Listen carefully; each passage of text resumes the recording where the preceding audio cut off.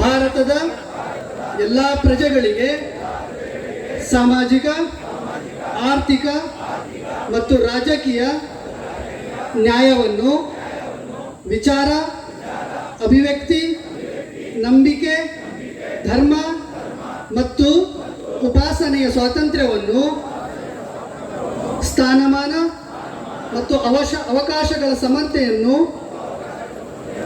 ದೊರೆಯುವಂತೆ ಮಾಡುವುದಕ್ಕಾಗಿ ವ್ಯಕ್ತಿ ಗೌರವ, ದೇಶದ ಏಕತೆ ಮತ್ತು ಸಮಗ್ರತೆಗಾಗಿ ಎಲ್ಲರಲ್ಲಿ ಭ್ರಾತೃತ್ವ ಭಾವನೆಯನ್ನು ಮೂಡಿಸುವುದಕ್ಕೆ ದೃಢ ಸಂಕಲ್ಪ ಮಾಡಿ ನಮ್ಮ ಸಂವಿಧಾನ ಸಭೆಯಲ್ಲಿ 1949ನೇ ಇಸವಿ ನವೆಂಬರ್ ತಿಂಗಳು 26ನೇ ದಿನಾಂಕದಂದು ಈ ಸಂವಿಧಾನವನ್ನು ನಮಗೆ ನಾವೇ ಅರ್ಪಿಸಿಕೊಂಡು ಅಂಗೀಕರಿಸಿ ಶಾಸನವಾಗಿ ವಿಧಿಸಿಕೊಂಡಿದ್ದೇವೆ. ಕೇಂದ್ರ ಸರ್ಕಾರದ ಕಣ್ಣು ತೆರೆಸಲು ನಾವು ಇವತ್ತು ಈ ಹೋರಾಟವನ್ನು ಹಮ್ಮಿಕೊಂಡಿದ್ದೇವೆ. ಶಾಂತಿಯುತವಾದ ಹೋರಾಟ. ಸಂವಿಧಾನದಲ್ಲಿ ನಮಗೆ ಹಕ್ಕು ಗೊತ್ತಿದೆ ಪ್ರತಿಭಟನೆ ಮಾಡಲಿಕ್ಕೆ. ಈ ದೇಶದಲ್ಲಿ ನಡೆಯುತ್ತಿರುವಂತಹ ಪ್ರಸಕ್ತ ವಿದ್ಯಮಾನಗಳು ಒಂದು ಧರ್ಮವನ್ನು ಮಾತ್ರ ಟಾರ್ಗೆಟ್ ಮಾಡಿಕೊಂಡು ಕಳೆದ 10 ವರ್ಷಗಳಿಂದ ಇಲ್ಲಿ ನಡೆಯುತ್ತಿರುವಂತಹ ಅನೇಕ ಚಟುವಟಿಕೆಗಳನ್ನು ನಾವು ಗಮನಿಸ್ತಾ ಇದ್ದೇವೆ. ನಾವು ಭಾರತೀಯರು, ನಾವು ಈ ಮಣ್ಣಿನಲ್ಲಿ ಹುಟ್ಟಿದವರು. ಭಾರತೀಯರಾದ ನಮಗೆ ಸರ್ವರಿಗೂ ಸಿಗುವಂತಹ ಹಕ್ಕು ನಮಗೂ ಕೂಡ ಇಲ್ಲಿ ಸಿಗಬೇಕು. ಈ ನಿಟ್ಟಿನಲ್ಲಿ ಇಲ್ಲಿ ಅಧಿಕಾರ ನಡೆಸುವವರು ಯಾರೇ ಆಗಿದ್ದರೂ ಕೂಡ ಅವರ ತಪ್ಪು ದಾರಿಗೆ ಹೋಗುವಾಗ, ಈ ನಾಡಿನ ಜನತೆಯ ವಿರುದ್ಧವಾಗಿ ಹೋಗುವಾಗ ಅವರ ಕಣ್ಣು ತೆರೆಸುವಂತಹ ಕೆಲಸವನ್ನ ಇಲ್ಲಿಯ ನಾಗರಿಕರಾದ ಭಾರತೀಯರಾದ ನಾವು ಮಾಡ್ತಾ ಇದ್ದೇವೆ. ಜೀವನೋಟ ಹಿಂದೂ, ಕ್ರೈಸ್ತ, ಮುಸಲ್ಮಾನ ಮಾನಸಿಕ ಜೈವರ ಧ್ಯಾನ ಎನ್ನುವ ಸರ್ವೇ ಜನ ಸುಖಿನೋ ಭವಂತು ವಸುದೈವ ಕುಟುಂಬಕಂ ಎನ್ನುವಂತಹ ಈ ಸಂದೇಶ ಈ ಜಗತ್ತಿಗೆ ಸಾರಿ ಹೇಳುವಾಗ ಒಂದೇ ತಾಯಿಯ ಮಕ್ಕಳಿನಂತೆ ಎಲ್ಲರೂ ಕೂಡಿ ಮಾಡೋಣ. ಯಾರು ಕೂಡ ಯಾರ ಮೇಲೆ ಕೂಡ ಕೆಲಸ ಸಾಧಿಸುವುದು ಬೇಡ. ನಾವೆಲ್ಲರೂ ಒಂದೇ ಎಂದು ಮಾತು ಹೇಳುತ್ತಾ ಭಾರತ ಕಿಸಿ ಕಾ ನಹೀ ಹೈ, ಭಾರತ ಸಬ್ಕಾ ವತನ್ ಹೈ ಎನ್ನುವ ಮಾತಿನೊಂದಿಗೆ ಮಾತಿಗೆ ವಿರಾಮ. ಜೈ ಹಿಂದ್, ಜೈ वक्फ तरमीमी कानून, वक्फ अमेंडमेंट एक्ट 2025 जो हुकूमत ने बनाया है, हम उस कानून के खिलाफ, उसकी मुखालिफत में, उसकी मजम्मत में यहाँ शहरी शिमोगा के अंदर तमाम लोग अपना एहतजाज दर कराने के लिए हाजिर हुए हैं। तो मैं चाहूंगा सबसे पहले एक आवाज में आप तमाम हजरात बोल दें, हम सब इस काले कानून के खिलाफ हैं। इस काले कानून के खिलाफ हैं। ये काला कानून हमें मंजूर, ये काला कानून हमें मंजूर नहीं है। जब भी ज़मीर और ज़र्फ के सौदे की बात आएगी, हम कभी बातिल से समझौता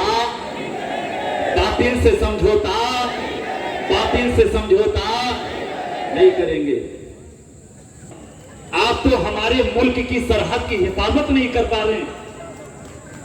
आप हमारे मुल्क की सरहद की हिफाजत नहीं कर पा रहे। हमें आपसे कोई उम्मीद नहीं, आप हमारे वक्त की हिफाजत करेंगे। अपने वक्त की हिफाजत हम कर लेंगे।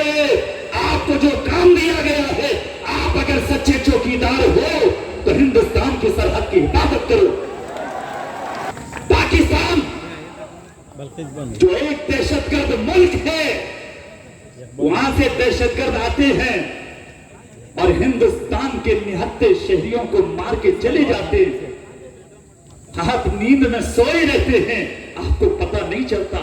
वफादार हैं और कहते हैं बड़े फख्र से, नाज से, सारे जहां से अच्छा हिंदुस्तान हमारा, हम बुलबुलें हैं इसकी, ये गुलसिता हमारा, और बस ये दुआया शार फूलों सा मुस्कुराता हमारा वतन रहे, तारों सा जगमगाता हमारा वतन रहे।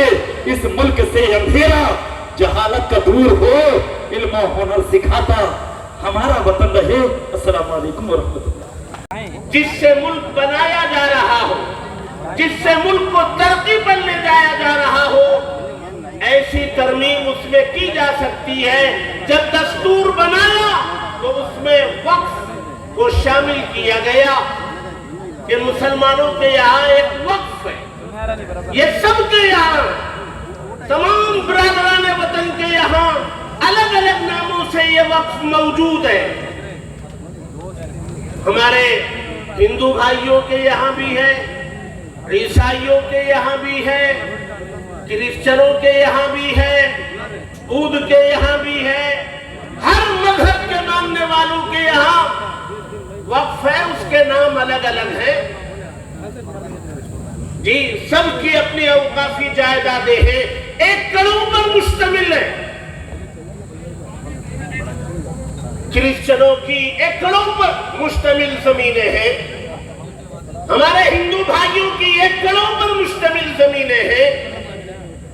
उसका कानून बनाया गया है। मुसलमानों के पास भी वक्फ की जमीनें हैं, उसका कानून है, दस्तूर में मौजूद है। ये दुश्मन क्या समझता है, अपने दिल ही दिल में हंसता है। अभी तो करबला का आखिरी मैदान बाकी है, वहां तक हमें तैयारी करना पड़ेगा। याद रखो, आज ये जो भारत के जिस सरजमीन पर all India Muslim personal law board के एक आवाज पर लब्बैक कह के जो हम यहाँ पर आके खड़े हैं, अगर वो हमें ये इशारा कर दे इस मुल्क के आइन के लिए आपको शहीद होना पड़ेगा, तो भी हम इसी तरीके से घरों से बाहर निकलना पड़ेगा, क्योंकि ये मुल्क किसी के बाप के घर की जागीर नहीं है। इस मुल्क को हमारे आबा और अजदादों ने जितना खून बहाया है, शायद कि कोई दूसरी कम्युनिटी वालों ने उतना पसीना भी नहीं बहाया। शहीद मिल्लत टिप्पू सुल्तान, इनके जीते जी ब्रिटिशों को भी ये हिम्मत नहीं हुई, ये मैसूर इलाके की 1 इंच जमीन भी वो छोड़ के देने के लिए तैयार नहीं थे। यहाँ तक मामला आ गया जब वो शहादत में हासिल हो गए, वो शहीद हो गए, उनके हाथ की तलवार तक छीन नहीं सका ब्रिटिश।